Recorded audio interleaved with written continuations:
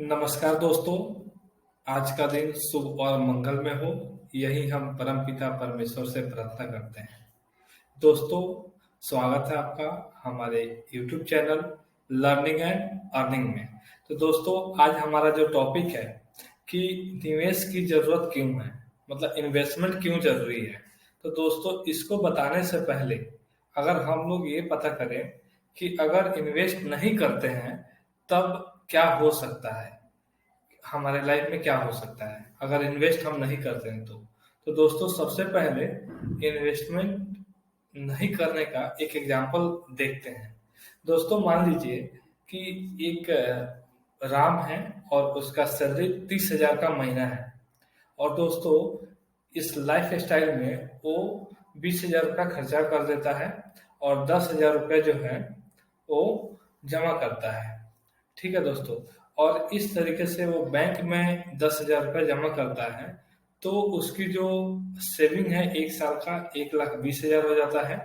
और वो 20 साल के लिए करता है तो उसको 24 लाख समथिंग, मतलब 25 लाख के करीब जमा होता है।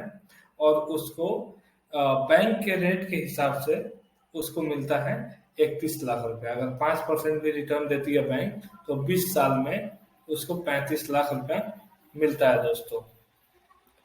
तो दोस्तों, बात ये है कि अगर वही पैसा अगर हम लोग इक्विटी मार्केट में कहीं लगाते हैं तो वो ही 10,000 डेली का महीने का जमा करता है, 10,000 महीने का जमा करता है।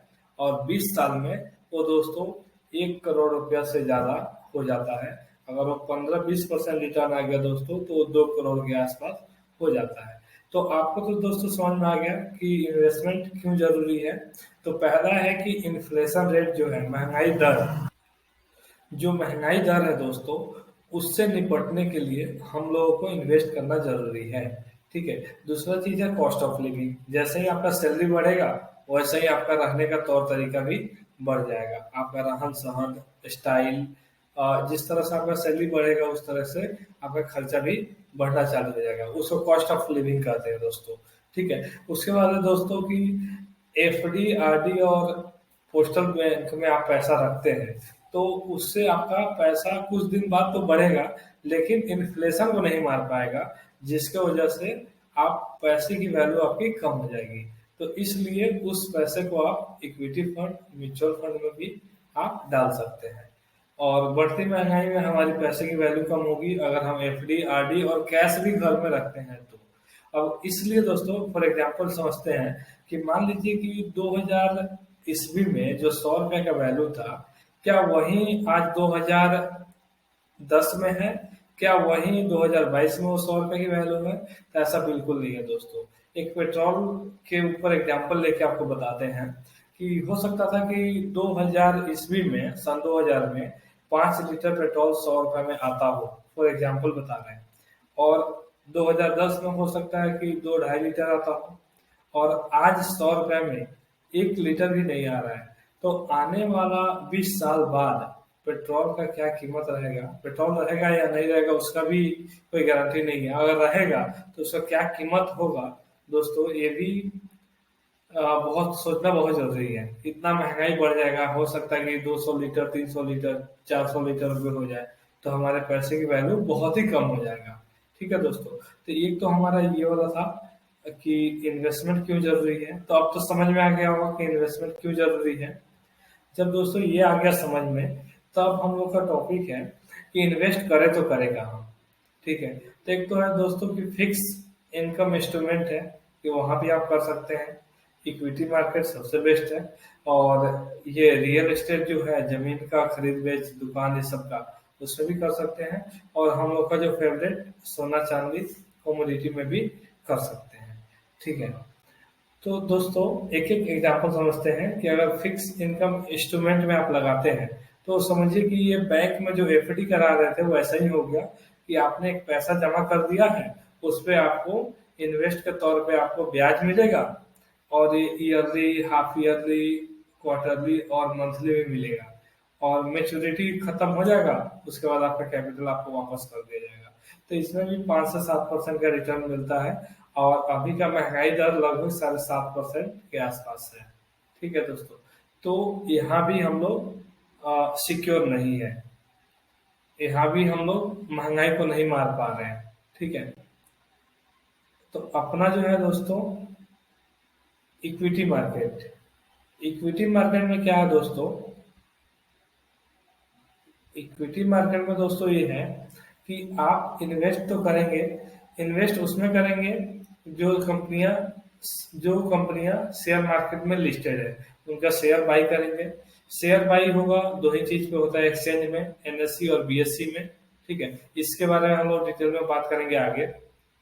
ठीक है दोस्तों, और इसमें क्या है कि पूंजी का जो है ना, जो आप कैपिटल लगाते हैं उसका कोई गारंटी नहीं रहता है। मतलब बहुत हाई रिस्क, इसमें एक लाइन है, high risk high return, low risk low return. और एकदम लो रिस्क लेना है तो बैंक में पैसा डालिए एफडी में, और लो रिटर्न मिलेगा, और इन्फ्लेशन में आप फंसे रहिएगा। और आप अगर इसमें डालते हैं इक्विटी में तो इसमें आपको रिटर्न बहुत अच्छा मिलेगा। मतलब कभी कभी तो हम लोग देखें कि सीएजीआर जो होता है वो 15% के आसपास भी होता है, कभी 20 से 30% भी मिलता है। कुछ कंपनियां ऐसी हैं कि आप सोच नहीं सकते हैं कि कितना उम्मीद, कितना ज्यादा रिटर्न देगा। हो सकता है कि 10%, 20%, 30%, 50%, 100%, 200% भी हम लोग, 500-500% भी हम देखे हैं इसमें कंपनियों में रिटर्न। ठीक है, तो इसमें कम से कम इन्वेस्टमेंट जो है कम से कम 1 साल का होना चाहिए। उसके ऊपर जितना लॉन्ग टर्म इन्वेस्ट करेंगे उतना ज्यादा आपको मुनाफा होगा। इसके बाद हम लोग का है दोस्तों कि अगर रियल एस्टेट में आप पैसा लगाते हैं तो ये भी बहुत अच्छा चीज है।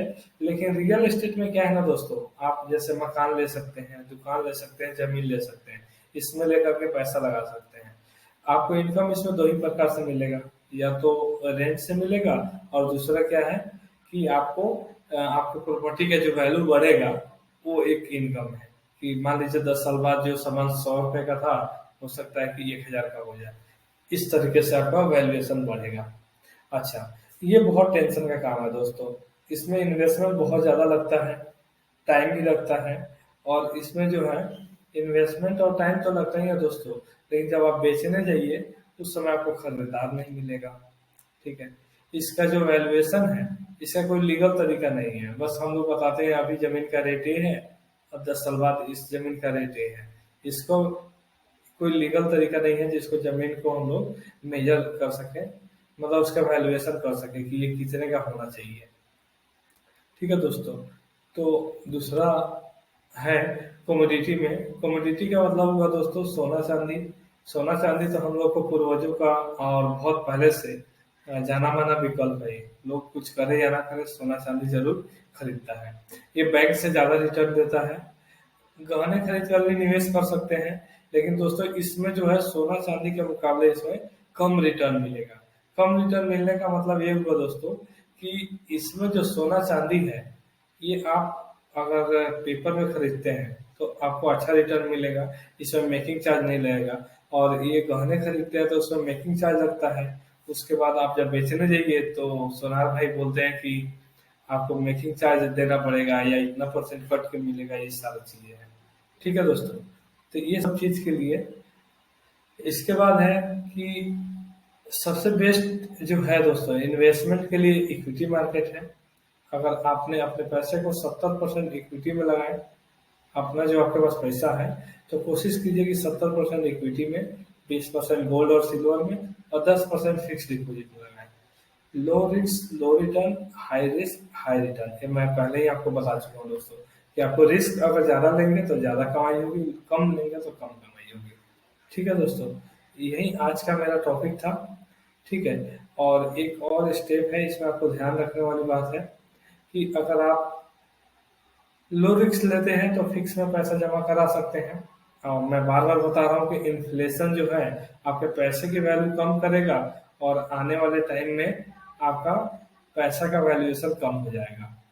और महंगाई से लड़ने के लिए इक्विटी में इन्वेस्ट करना है। जमीन में आप इन्वेस्ट तो कर सकते हैं, अच्छा है, रिटर्न भी मिलता है, लेकिन जमीन खरीदने के लिए पैसा भी ज्यादा चाहिए।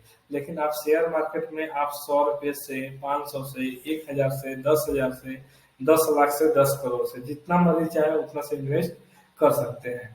ठीक है, होता क्या है ना दोस्तों कि अगर जब हम जमीन में इन्वेस्ट करते हैं, उस समय अगर हमको जमीन बेचना हो आज ही खरीदा और कल हमको बेचना हो तो हमको कस्टमर सही नहीं मिलेगा, और कस्टमर मिलेगा भी तो वो पैसा कम डिमांड करेगा, बोलेगा कि नहीं हम इतना मिलेंगे उतना मिलेंगे, तो मजबूरी देखकर ही वो लोग लेते हैं।